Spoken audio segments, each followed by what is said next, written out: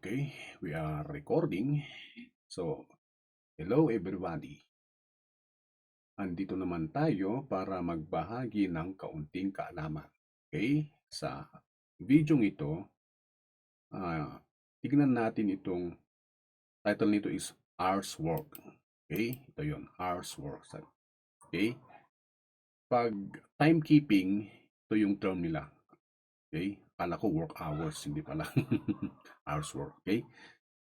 So, dito, pag trabaho mo is timekeeper, pag sanay ka sa manual at mas madali sa iyo yun, okay lang.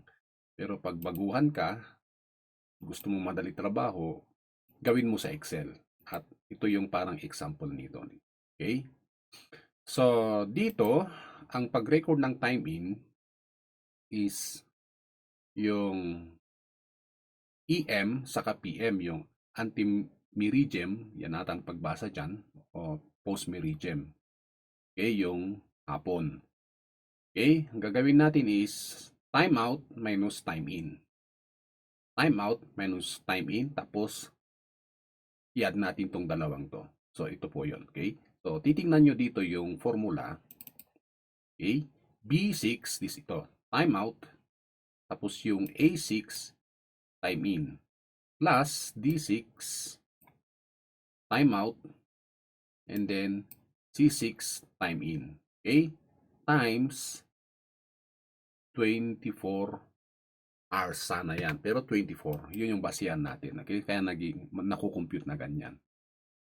Okay? So, ayan. So, dito, nag-set ako ng mga example, yung mga time in, time out. Okay? So, dito, sa unang example is, let's say, titignan nyo, 8 to 12, 1 to 5, kompleto siya, 8 hours ang trabaho. Okay? So, ito naman is, late siya ng 10 minutes. Okay? Pero nag-overtime siya hanggang alas 6. So, yan yung total work hours niya. Okay? And then dito is tama lang yung kanya dito, 8 and then 12 siya nag-out, pumasok sa ng alauna, nag-overtime hanggang alas 7. Kaya may 10 hours na hours work niya. Okay? Dito rin, nag-undertime siya ng alas 4, no? Kaya hanggang 7 hours lang yung computation. Dito naman half day. So 4 hours. Okay? Dito half day din. Kaya lang sa hapon. Ito sa umaga. Ito sa hapon. Kaya 4 hours din. Ito naman is nag-half day, nag-undertime pa. Kaya 3.5. Ito naman, half day, nag-undertime din ng umuwi alas 4. So 3 hours. Ito naman is nag-overtime pero half day. Okay? So 5 hours. Ngayon, kung titignan nyo, yung regular hours dito, ang i-compute niya lang is kung ano yung remaining na uh, hindi yung remaining, i-maintain yung 8 hours at saka kung ano yung kulang. Halimbawa dito, no? Example ko dito, no? So, time in, time out. Time in, time out. Pero kung titignan nyo dito sa D6, ito po yun. May formula na if. Gagawa tayo ng parang condition para ma-meet yung regular hours. Ano yung regular hours? Kaya nito, no? 8 hours ang regular hours niya. Ito naman is 8.83. Kaya lang, late siya, di ba? Nag-overtime lang. Ang i-record lang natin na regular hours is yan. Same here. Okay? 10 hours yung total total na oras na nagtrabaho siya. Kaya lang, 8 ang i-record natin sa regular hours, yung sobra napupunta sa overtime. Ganun po yun, no? So, yung sobra napupunta sa overtime. Now, dito, balikan natin yung formula dito. Yan po. Okay? So, ang sinasabi dito, pag si D6, ito yun, is greater than 5 o'clock. Ito yung 5 o'clock. Ito po yun. Okay? To check, ito yun. Now, yan. Tapos, generalize natin. Yan po. Yan yung equivalent ng 5 o'clock sa Excel. Okay? So, undo natin yan. Undo. Let's go here. Oops, sorry. Let's go here again. So, ayan. So, sinasabi dito sa T6, pag greater than 5 o'clock, i-retain natin ang hanggang 5. Okay? Else, pag lesser, of course, i-retain natin yung kung ano yung time niya dito. Halimbawa dito, no? Lesser. Yung D9 dito. Alas 4 lang yan. Laser siya eh. So, D9, i-retain natin yung hanggang alas 4. Ganun po yon. And then, minus yung time out. Ano yung time out na pala to? Yung time in, ito yon. Alauna yung C9. Okay, ganun yung computation niya. Ito yung mga formula dito. Nakasulat dito. No? Yan. So, yan po yung example natin. No? So, dito, again, sa regular hours, yung 8 hours or less na trabaho nila ang naka-record dito. Any excess, pag nagtrabaho sila beyond 5 p.m., naka-record dito. Okay? So, ito is yung 12 hours format. Ito yung makikita nyo normal time, no? Yung 8, 12, ganon. Okay? Dito sa baba is, we have yung 24 hours format. Ibig sabihin yan, titignan nyo, sa hanggang alas 12, normal yung parang nakikita yung time. Kaya lang pagkaibagan nito, no, wala yung EM, wala yung PM. Kita nyo? Dito. Yan yung 24 hours format. Tapos, pag alauna, from 1 PM hanggang alas 12 ng gabi, yung alas 12 ng gabi, ang naka-record doon is 24 hours. Okay? So, dito is, yung 1 PM is 13. Ibig sabihin, yung 1 plus 12, yun ang ibig sabihin nun. Yung alas 5, 5 plus 12 is 17. Kung titignan nyo dito, 13, pero ang nakalagay dito is 1 PM.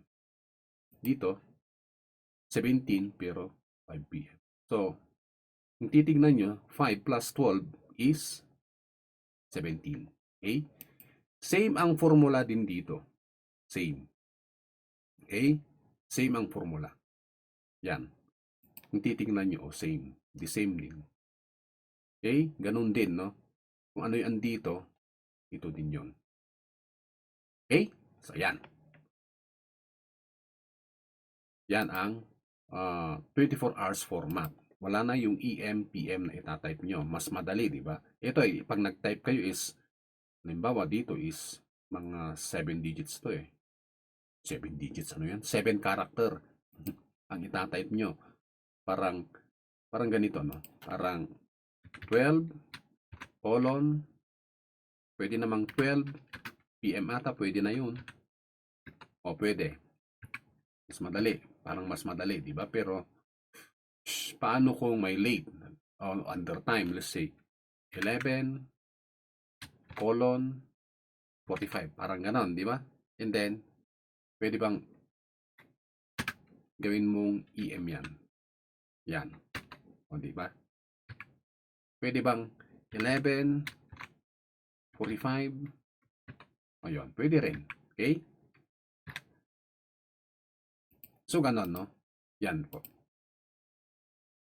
Dito naman sa baba, at pareho. 24 hours format without colon. Wala yun. Winala natin yung tuldok-tuldok na yun. Dalawang tuldok-tuldok. Okay? Winala natin. Sa akin, ito yung pinakamadali gawin ko kasi bilisan lang, no? Halimbawa yun, no? Tignan nyo, 800. Kaya lang, bakit may additional zero doon? Ang nangyari dyan is, bigyan ko kayo ng example dito na 8. Dito. 800, yung alas 8. Punta lang kayo dito sa format cell, tapos yon, kita nyo yon 0, 0, and dagdagan nyo lang ng 1, 2, 3, 4 na 0. Para, ayun, parang ganon. Okay? Ginawa ko lang yan, parang uniform, ang gandang tignan. Yun lang yun. Okay? So, ayan. Okay, dire-diretso. Okay? Pag 12, 12. Pag, let's say ito, 11:46. Under time na to, no? 11:46. Wala na yung colon. Okay? Ganun din. Yung formula nito,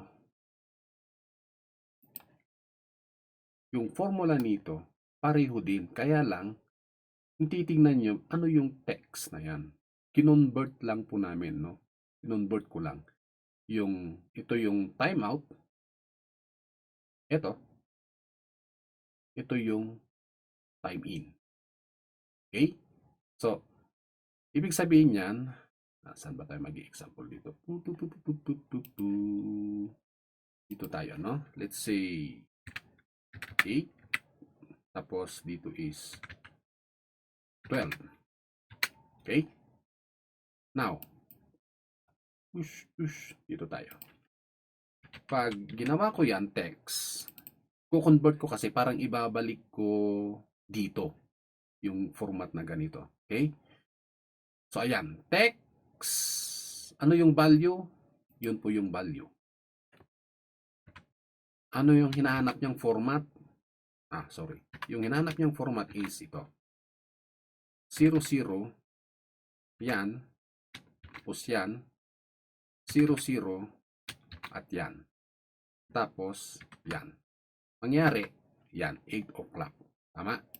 Kaya lang, ang hinahanap natin is time na to eh. Kung titignan nyo, nagiging time.